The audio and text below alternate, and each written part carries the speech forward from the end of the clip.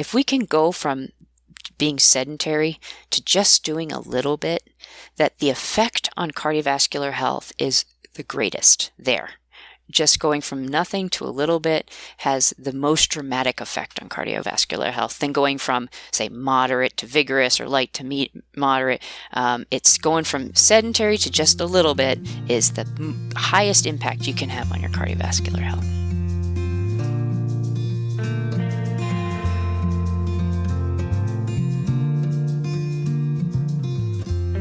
Welcome to Zestful Aging, where I speak with influencers from all over the world who are contributing to the common good in all kinds of interesting ways.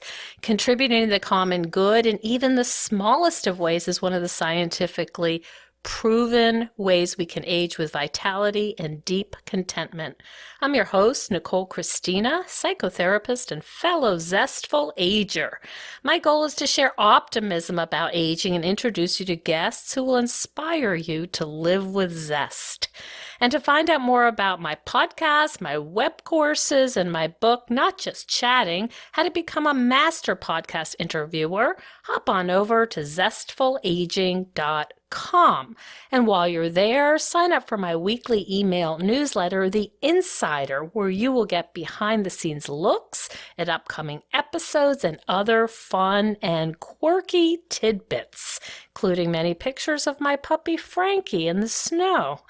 And if you love the podcast, I'd be grateful if you shared it with your friends. Our music is courtesy of Judy Banker. Find out more at judybanker.com, and our technical director is Stephen Litweiler. Well, today we will be talking about hot flashes. And if you've ever had one, you know how disruptive they can be, and sometimes even embarrassing. In my Saturday knitting group, you'll often see one of the women suddenly fanning themselves and abruptly stripping off layers. And we all know what that means. Our guest today studies the role of physical fitness on menopause symptoms. She has a particular interest in cardiovascular health and risk at midlife. Dr. Witkowski is an associate professor and chair of the Exercise and Sports Studies Department at Smith College. Welcome to the show. Thank you, Nicole.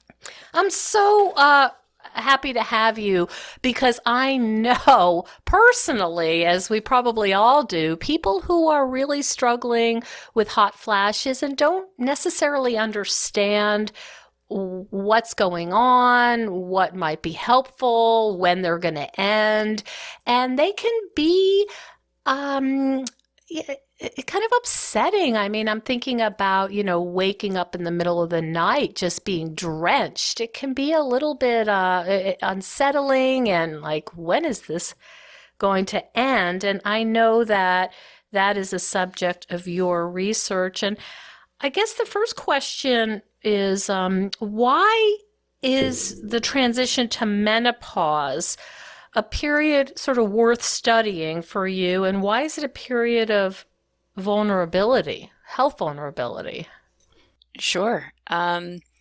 So as many of your guests probably know, that the menopausal transition happens at a time that can be very busy for women in their lives. Oftentimes, during this period, women may be having caregiving responsibilities at home.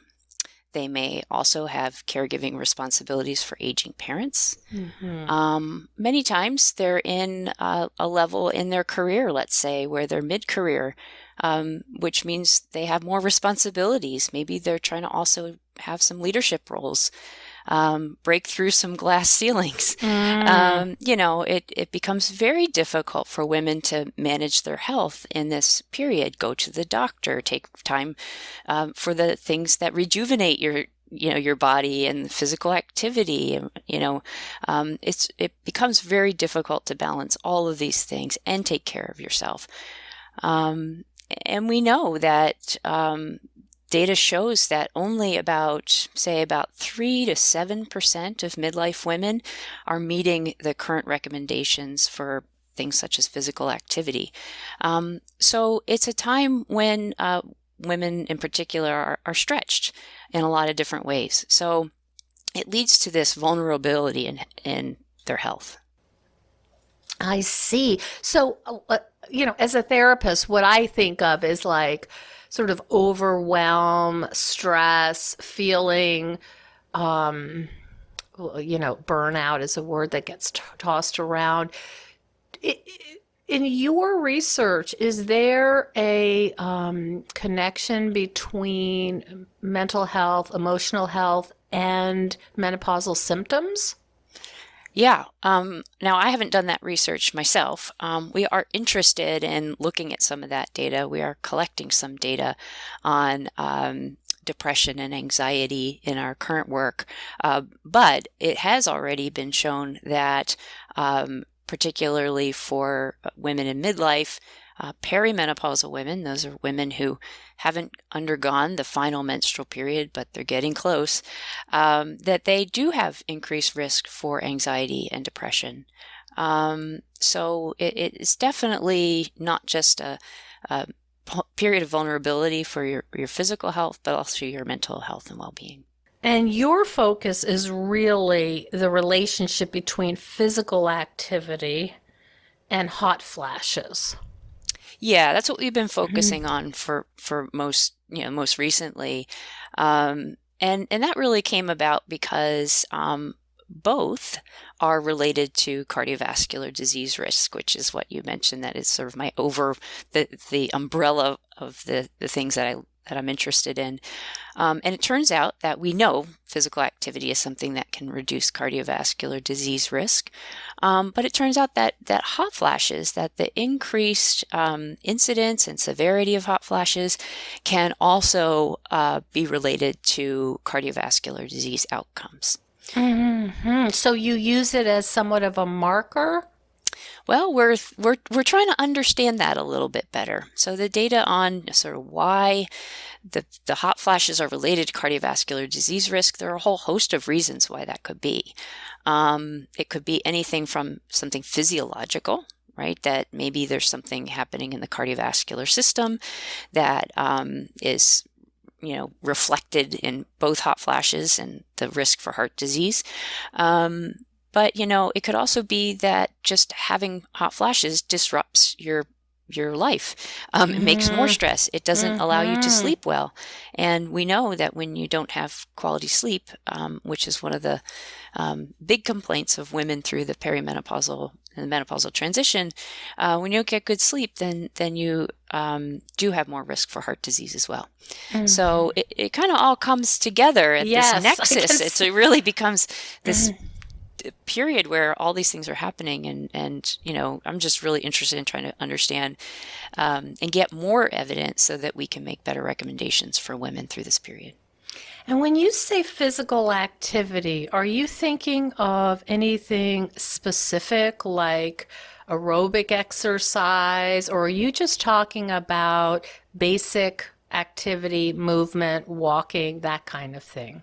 Yeah, well, that's a great question. So, physical activity is the big umbrella term for anything that encompasses activities of daily living, walking up the stairs, doing the dishes, walking your dog, to maybe people who are more structured and include exercise, in that.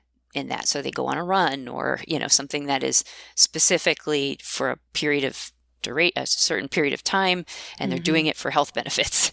So physical activity I do refer to as more generally, because in our studies we are looking at the effects of habitual physical activity, just having more activity in your life, all kinds Mm-hmm. of activity, versus sort of the effect of exercise. So regular exercise, or even just one bout of exercise, and how all those three things might be influential to your risk for hot flashes and cardiovascular disease.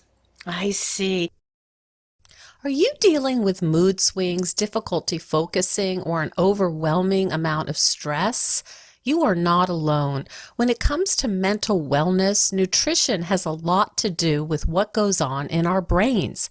It is virtually impossible to have good mental health when your brain is undernourished. over 50% of Americans are lacking essential nutrients in their diets, and most multivitamin supplements don't even come close to providing clinical levels of these important nutrients. Hardy Nutritional's specialized blend of clinical strength micronutrients is backed by over 40 independent studies. Recommended by a growing number of psychiatrists worldwide, Daily Essential Nutrients is now available online without a prescription. Over 80% of customers surveyed reported life-changing results within 30 days. And our listeners get 15% off their first month by using code ZESTFUL at Hardy Nutritionals. That's HARDY nutritionals.com. Now back to the show. This is a bit of a tangent, but I will just say that this whole Fitbit thing seems to, in my opinion, and I know a lot of people disagree, but it seems to add an element of stress. I'm a tennis player, and I was listening to one of my friends talk about her Fitbit, and this is before COVID, was traveling internationally, and she got to her hotel totally jet lagged. She's exhausted. She realized she didn't hit 10,000 steps. So she walked around her hotel room until she hit 10,000 steps, and I thought, I don't know if that's what this is all about. And I just sort of would throw that in about some people. And this is, of course, my bias as someone who sees people with food and eating and exercise issues. But the idea that I better get that exercise in or something bad's going to happen, that's a little different than what you're looking at. Well, I think it is an important point, though, that we should understand broadly that if we're not exercising, that doesn't mean that we're not still doing good things for our body, right? So, we don't understand a lot about the role of lighter physical activities and their role on different disease outcomes. We understand more about moderate and vigorous exercise, but we really do need to understand a little bit more about the lighter intensity activities. And that, I think, is going to go a long way. I think it can go a long way. The Fitbits can be good for some people. It helps them try to stay on target for something.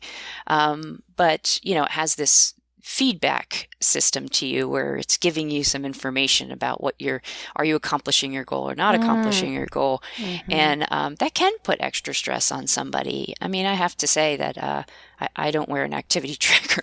And I've really stopped monitoring myself in a lot of ways. But in my research, I do use it because devices like that are devices that are objective. And for our research purposes, it helps us to get a little bit of a better idea about, what is the contribution of the lighter amounts of physical activity versus moderate versus more vigorous. And that we monitor them objectively will help us understand these things in the future. Yeah, that makes a lot of sense. I'm understanding that intermittent not exercise, but intensity is also being shown to be helpful. Is that something that you're finding as well? Well, we haven't looked at a paradigm of looking at high intensity interval training on menopausal hot flashes. It has been shown to have very good benefits for cardiovascular health. It's very good for metabolic health. And the benefit is that you don't have to go out for an hour, at a moderate intensity. You could do a high intensity workout in 20 minutes and still get a lot of benefit from it. And some of the data showing that types of exercise that are more intense, like weightlifting, there's a recent study showing that it does have a good beneficial effect on menopausal hot flashes. Mm-hmm. So how does this research actually, how does it look like? You're giving women activity trackers, and are you having them also rate their hot flashes? Great question. Yeah, so our current study that's funded by the NIH, we are looking at this idea of using these objective measurements, so these monitors. So the vast majority of work that's been done in this area, which isn't a lot, has been subjective report. So people telling us that how many hot flashes they have, how intense they are, how they feel about it, and then also self-reporting on their physical activity. In this study, what I've proposed is that we want to start to track some of these things objectively in addition to that subjective report. Because the subjective feeling of, am I having hot flashes, is probably really important, and maybe even more important than, am I objectively measuring one? And the reason is that people might have hot flashes that they don't feel, but we can see them on a monitor. Oh, how and what? Tell me more about that. Like, what monitor? Is it temperature? Is it skin? How does that look? Yeah, on your machines. Yeah, our physical activity monitor is just like it is on your wrist, but the hot flash monitor is looking at what's called skin conductance. Yes. So we have two different little electrodes that we put on the sternum, either side, and what it's tracking is how fast electrical activity is going from one to the other. And when you sweat, that electrical activity goes up. And but in a hot flash, it doesn't just go up, but it goes up very rapidly. And so general sweating looks very different from a hot flash. It's really remarkable. When women talk about hot flash and it being a sudden onset. Yeah. I mean, you can see it on this monitor. It is sudden. So it rises very steeply within, just a few seconds. That's so fascinating. Yeah. So that's the objective data you're talking about. That's right. That's the objective hot flash data. Plus, we ask them to push a button when they feel a hot flash, and then we have a log they can report on. So so we're adding this objective component, which really has not been done very much before, and it might help us to understand a little bit more about that. What we're seeing. Is it the subjective report or the objective report? How do each of those different pieces fit in to the picture of cardiovascular disease, physical activity, and hot flashes for women. How do you measure cardiovascular disease?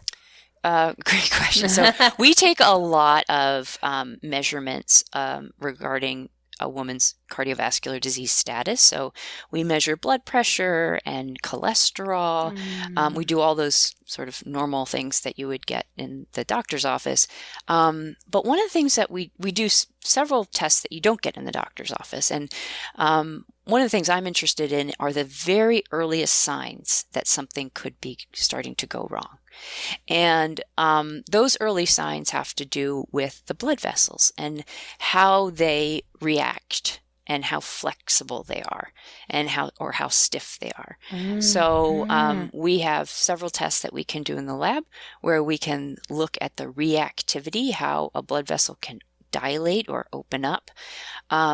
And we also have tests that look at how stiff the blood vessels are.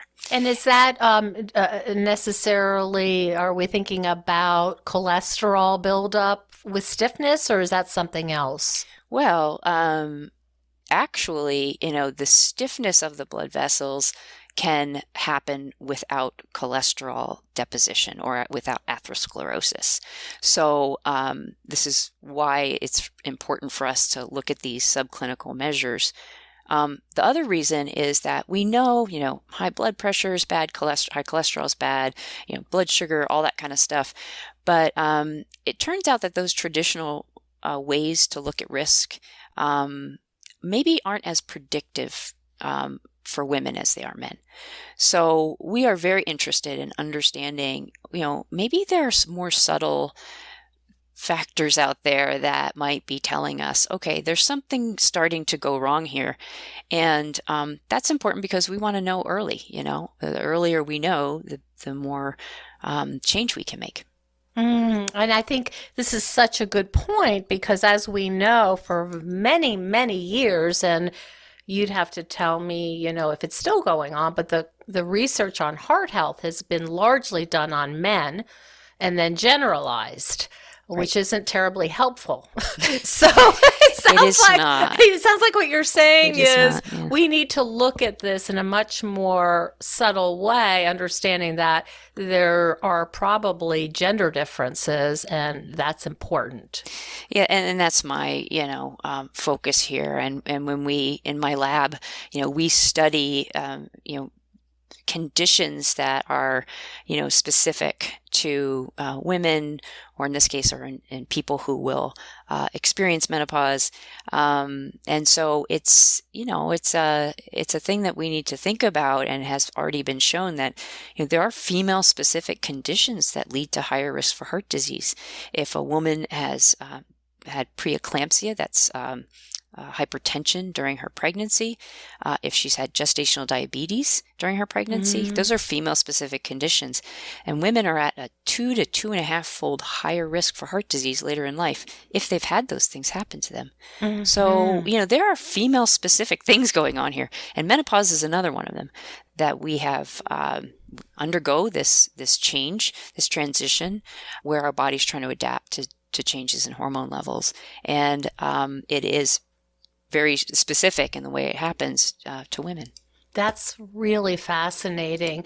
I don't know if you can speak to this, but I'm interested in terms of your funding sources. Are you finding that these big funding sources like NIH and maybe the American Heart Association, I don't know, are they more interested in funding research that's more specific to women, or are you still experiencing that it's an uphill battle because they're not recognizing the differences? Well, I'll have to say funding is always an uphill battle Okay. regardless. But, Okay. and I'm small potatoes here. I'm at a, small women's, liberal arts college here.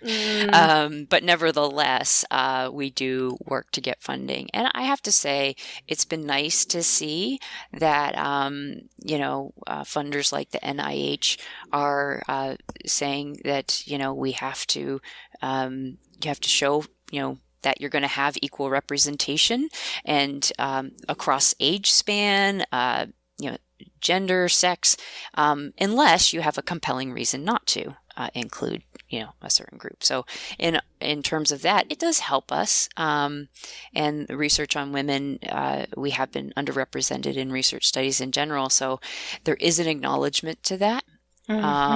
So, it seems to be helping. I think this is there's awareness that we just don't have enough information. And it would really be nice if we just had more studies that we could tell women more, and we could give them better recommendations for their health and wellness. I see. So this is really important. It's not just about exercising to mitigate some of the hot flashes. This is a much bigger question about how do we assess cardiovascular health, and how do we intervene? Yeah, exactly. We also have work that we're looking at other, what we call novel risk factors for cardiovascular disease. So these are not the ones that we pay attention to. So similar to the blood vessel studies I was telling you about, we have factors that we're looking at in the blood that we think might be early indicators of cardiovascular health or stress. So we hope that kind of work continues to be fruitful, and that we can start to understand heart disease risk in women. And has your research had an influence on what you do in terms of protecting your own cardiovascular health? My research has, I've always been an advocate of physical activity. I used to be more of the sports type, but I have to say, as I've gotten older, I've learned to think about physical activity differently. right? It's not just for the sport and the competition and all that, but I have definitely had a shift in my mindset. And I would say that one of the most important things to me now is to do it for my sort of mental well-being. And I'm in the menopause transition, and I do have hot flashes. I don't always feel them, and I know because I monitor myself pretty frequently. But I think it helps me navigate the day. It helps me be better for my students. It helps me be more present for my family. I think for me, it's a thing that I personally feel I do for a lot of reasons. And while it does help my cardiovascular health, and I think that's a great thing, I've come to appreciate all the other reasons why it's important to me. It's funny because I have people in my clinical practice who tend towards exercise overdue. And it's complicated, but one of the things that I talk to them about is trying a walk that's purely aesthetic. And so that's a very different goal and sometimes a challenge, and there's so much research about particularly being outside, all of the benefits that come with it that are added on to keeping our heart healthy. Yeah, the outside time is so important for us, especially now. We don't have a whole lot of sun over here on the East Coast. We're getting more now, but it really is important to spend a little bit of time outside for sure. So based on what you know now, and I understand this is very incomplete, you're working on it, what would you advise people who are perimenopausal or, sort of fully in this transition? What's your best advice for women to be aware of their general health, their heart health? How do you want to kind of guide them? Yeah, well, as it pertains to hot flashes, we know that the physical activity, what we have shown is that that there are a couple of important points that a lot of moderate or vigorous physical activity might lead to more hot flashes. But the levels that you need to be engaging in for that to happen are way more than the recommended amounts. Okay. They are 50 to 75 minutes of moderate to vigorous activity in a day to increase your daytime hot flashes by about 1. So first of all, the recommended amount of physical activity is, maybe 30 minutes, 5 days a week to accumulate or accumulate 150 minutes a week. Moderate physical activity. And that's walking, it doesn't have to be running or anything like that.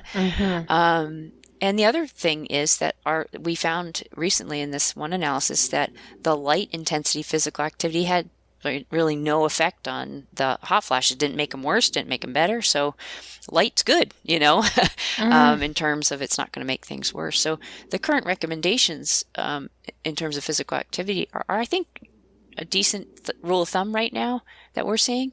But the other really interesting part about what we found had to do with sedentary behavior. So because we have those little watches on people and we can see what they're doing, that when individuals have more sedentary behavior, they're actually experienced an increased number of nighttime hot flashes. And, we didn't really get into this very much, but when you have hot flashes at night, they can be those kind that are more bothersome, right? You're trying to rest and you get woken up as you started the show with the sweating, perhaps it can be very disruptive to people. So in that analysis, we found that in about 3 hours of sedentary time increased nighttime hot flashes by 1 additional nighttime hot flash.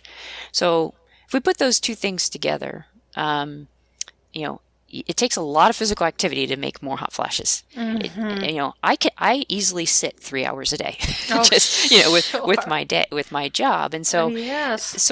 honestly, that I feel is just that target of opportunity there, where if we can reduce our sedentary time by getting up and walking about a little bit, we might Mm-hmm. actually have a good effect on our nighttime hot flashes, which are the Mm-hmm. ones that may potentially be more disruptive to us.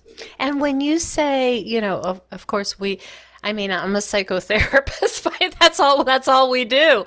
And now with telehealth, we don't even have to get up to see people to the door.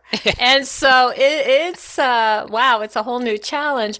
But does that mean interrupting, like, okay, I've been working on my computer for 45 minutes, time to get up and Yep. make a cup of tea? Is that the kind of thing you're talking about, or Yeah. is it, yeah, okay. Absolutely. Just interrupting it. Yeah, if you're one of those people who's working at home, or has shifted from in-person work to at-home work, Mm-hmm. yeah, it's okay. And maybe sometimes those little watches or those trackers are that's one thing they are good for, is like, oh, get up and take a break. Mm-hmm. And because I know I could sit at the computer for hours and hours, and the time Mm-hmm. just clicks away. But yeah, so to get up, that actual act of physically using your legs to get your body up and out, Mm. that's a big stimulus for your body. That's a lot of muscle. And Ah. to do that and walk around a little bit is a good thing. So, yeah, to interrupt the sedentary time with getting up, go make yourself a cup of tea, wash Mm-hmm. those dishes in the sink that you still have from Mm-hmm. breakfast, or go Uh-huh. throw that load of, laundry into the dryer, Mm-hmm. things like that. Yeah, we're looking to move locally, and I'm thinking I need a first floor laundry because the up and down. But it sounds like what you're saying is that might actually be helpful, It is helpful. carrying Yeah, the clothes yeah. down in the basement. Yeah, yeah, and that daily activity, there are some classic studies on how important that is for our cardiovascular health that, Mm. really compared people who had more sedentary jobs to people who had more active jobs, showing Mm-hmm. clearly that it didn't take these people being, avid exercisers to have a benefit for their cardiovascular health. It was just their jobs or their activities, during the day, the things that they were doing that actually really was related to their cardiovascular health. I think that's such an important message, and it's just one of that supports mental health, I think, which is you don't have to be an Olympic athlete, but you do have to move because that's what bodies were designed to do. And, it can be very regular stuff. It doesn't have to be super fancy. It could hmm be going to get the mail. It could be just going around the block. It could, all of that stuff. Yeah, and so much of the research has shown in terms of physical activity is if we can go from being sedentary to just doing a little bit, that the effect on cardiovascular health is the greatest there. Mm-hmm. Just going from nothing to a little bit has the most dramatic effect on cardiovascular health than going from, say, moderate to vigorous or light to moderate. It's going Uh-huh. from sedentary to just a little bit is the Yep. highest impact you can have on your cardiovascular health. That's wonderful. I love that message. It's really, I think it's just really it takes the shame out of it for people and lets them feel successful. Right. That's great. Well, that is very, very helpful. What's next for you in terms of your research? Well, we have to finish up this work. The pandemic has put a little damper on things. I'm So we're sure. just trying to play catch up, just like a lot of other people are. Mhm. But one of the things that's really gotten us interested is the difference between hot flashes and night sweats. And like I told you, hot flashes versus sweating is very different on this monitor. You can see it. So, in the past, people have lumped these two things together, hot flashes and Mm, night sweats, and mhm. they call them vasomotor symptoms, and they just look at them as a group. But we're really curious to know about these night sweats, and are there factors that are related to cardiovascular health? Is there a role of physical activity there? So that's one of the things we're kind of interested in looking at. The next thing I think is just understanding how physical activity helps women navigate and deal with the symptoms of menopause. So how can they really live longer, healthier, and more zestful lives after menopause? And particular interest in the role of depression, anxiety, they really are weighing heavily on women. While about 80% of women are going to report that they have hot flashes and that it's one of the most salient features of perimenopause, depression and anxiety are also very notable. And I think we know that physical activity helps those things in general, but how it can help this population is something that I think we need to take a little bit of a deeper look into. And I want to talk to you more when that research, you start with that, because that's right in my wheelhouse for mental health, and just fascinating how it all, interacts. It's all sort of wound up together. Where can people find out more about your work? Right. So I have a lab here at Smith College, and we have a lab website, and it's www.science.smith.edu /Witkowski lab, one word. So we have that. We have a Facebook page. So we have an Instagram page, and you can search us in there. You can definitely find us. Witkowski Lab. Yep. Excellent. Beautiful. Thanks so much for spending time with me today. This is so interesting, and I'm just so glad that you're working on problems that are specific to women and heart disease. It's good to know that somebody's out there doing that work, and that we're not just following along the research of what impacts men's health. So I really appreciate that, Sarah. You're quite welcome. Yeah, I know that you're passionate about it. And thanks so much. Appreciate it. No problem. Thank you. Thank you so much for joining us on Zestful Aging. If you like the podcast, please share it with some of your friends. If you think decluttering could help you feel better and you could use a little assistance with that, check out the online course I've developed with professional organizer and designer Carrie Luderin. It's called Too Much Stuff. And Too Much Stuff is different from other courses or articles or guidance you may have used up. We give you clear steps to deal with the clutter and the tools to help you face the overwhelming feelings and the emotions that come up when we're going through our clutter. And a lot of those emotions are just feeling anxious or guilty, or just basically flooded with a lot of different confusing feelings.